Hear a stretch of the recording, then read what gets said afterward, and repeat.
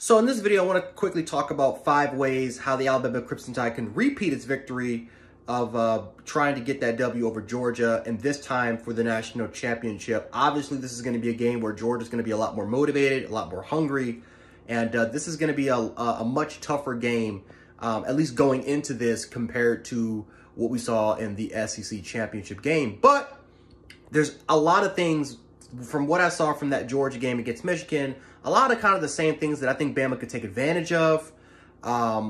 Probably some new things that I might have, that might have to get incorporated that I'm not going to explain here. But overall wise, for the most part, just going to talk about some ways Alabama can get that repeat. So number one,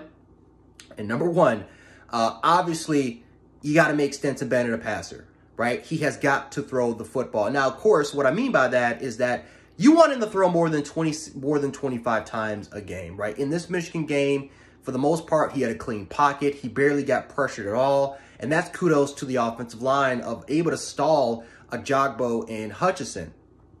And for the most part, Michigan's secondary was they just were not there, guys. I mean, they were just outmanned in zone. It was a lot. It was busted coverages. It was just, for the most part, just missing assignments, poor tackling, especially in the open space with the receivers.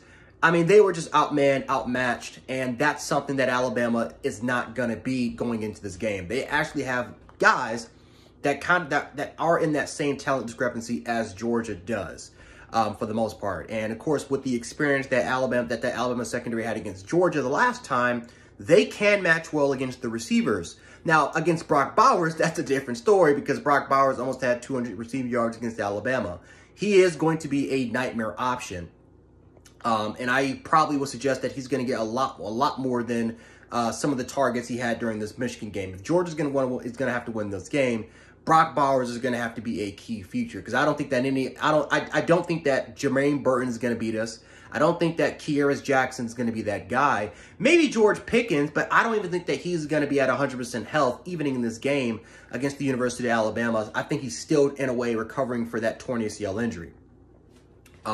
So obviously, you want to make Stetson Bennett a thrower, right? And basically, from what I was able to see from this game, our pass rushers are a lot better than Michigan's. And it's not just the two edge rushers in Ajagbo and Aiden Hutchinson, even though, again, we got Dallas Turner and Will Anderson to make up for that. It's what was happening in the interior. Michigan's pass rush in the interior was stalled the entire day. Dale can rush the quarterback. Ferdarian Mathis has been absolutely stellar the last 5 games. And we have depth with Timothy Smith, Byron Young, and Justin Agbogbi. So not only do we have the depth there, but we can rotate in pass rushing situations that can get home to the quarterback. Pete Golding is also going to be another X factor for this game. I can't believe I'm even saying that, but Pete Golding, he's had Georgia's number, especially in the second half. He has found a way to make certain adjustments to Georgia. Not to mention that Georgia, in a way, kind of plays into Alabama's hands because they don't really have an explosive, spread you out offense. It's more of a balanced type of scheme. They're a team that, for the most part, they win by establishing a run game and then relying on the pass. This is going to be a game where, just like in the SEC championship game, you're going to have to completely take away the run element away and force Georgia into a passing team in certain situations. We'll see if Georgia's offensive line can be a lot stronger than the University of Alabama, especially in this game, the line of scrimmage. I think that's something that, if we look at the past, it can be done. However, Alabama's defensive line is very underrated in the run the run defense department. They're a top 10 program in run defense. And Cincinnati and Michigan, again, they did not have the best run defense in the world. I talked about this in a previous video that it's not a bad run defense, but it's not a great run defense. If there was any weakness in that Michigan team, it was their run defense department. And Georgia was able to run the ball at will against the Michigan Wolverines. Against Alabama, they're going to have to fight for every single scrap, every single yard in order for them to have the success in the run department against the University of Alabama. Number 2, and I would say this for number 2, is that you have to establish pressure on Bryce Young. You're going to have to send the dogs, literally the dogs, to Bryce Young. What Auburn was able to do, even what we saw Cincinnati, it was able to do a little bit by making Bryce Young a little uncomfortable. What LSU was able to do was that they were able to get home to Bryce Young, right? They were not just rushing 4, they're rushing 5, 6, 7 guys. They're constantly they're constantly extending pressure. And even though Bryce Young is a very poised quarterback, he can be affected a little bit, right? His height, he is 5'10", right? Bryce Young, for the most part, he's not the tallest quarterback in the world. I know they said he's 6 feet. He's really 5'10". Again, he looks like he's 5'10", 5'11". But Bryce Young can be affected a little bit, and it can throw off the timing. We don't have John Mechie, who's our best underneath receiver, who obviously is important, who obviously was crucial, especially when it comes to run after the catch. I don't know if we have any guys better, well, maybe besides Jameson Williams, who's better than John Mechie when it comes to run after the catch. So obviously, sending home, getting the dogs to Bryce Young and affecting him is going to be a big advantage for Georgia. If you look at, again, Caden McNamara was uncomfortable the entire game because of Georgia's ability to rush the passer. This was another game where the secondary didn't have to do much. Georgia's secondary didn't have to do much at all in this game. But a big reason why was because of the amount of pressure that Georgia front seven was able to establish to Alabama. A second time around, I think that they may apply that same type of defensive philosophy over to this game by rushing Bryce Young extremely early, coming and trying to send at least 6, 7 guys and see what happens, to see if you can try to throw off the timing and the rhythm of Bryce Young to his receivers.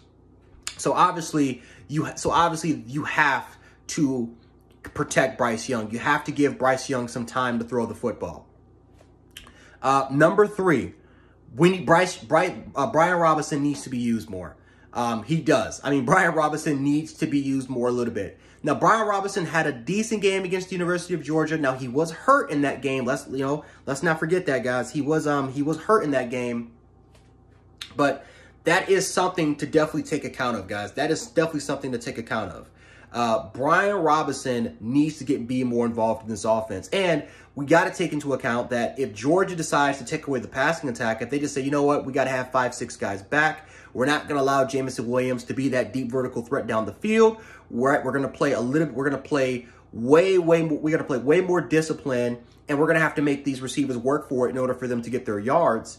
I think that's when Brian Robinson needs to be used a little bit more. This was one of the games where Bill O'Brien primarily took what the defense gave him.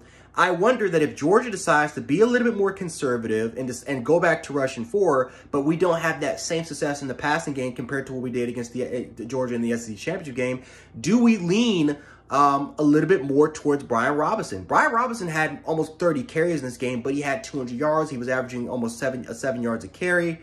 I wonder, is he going to be used more? And are we going to play into Georgia's hands by doing that?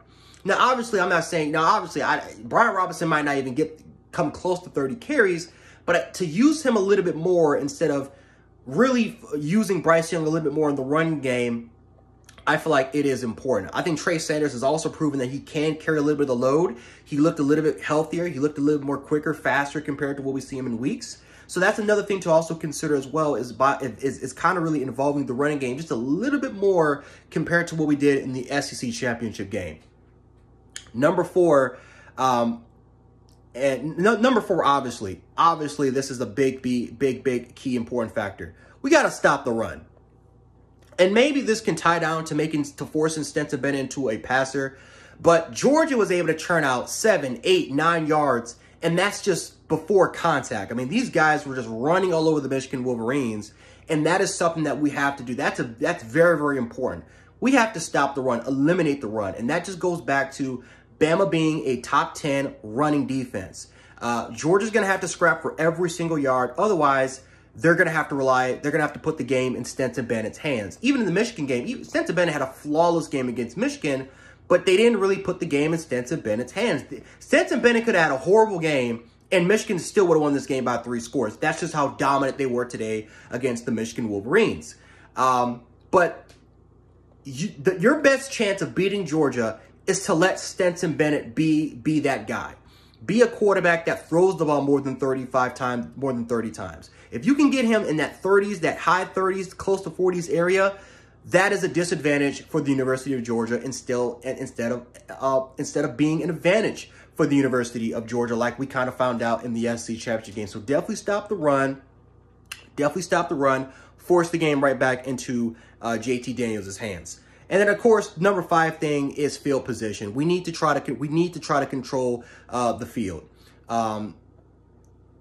In the second half, one of the things that I loved about the University of Alabama is that every time, for the most part, they had the ball, they had really good field position. There were certain drives, of course, where we had those 80, 79-yard drives based off of explosive plays.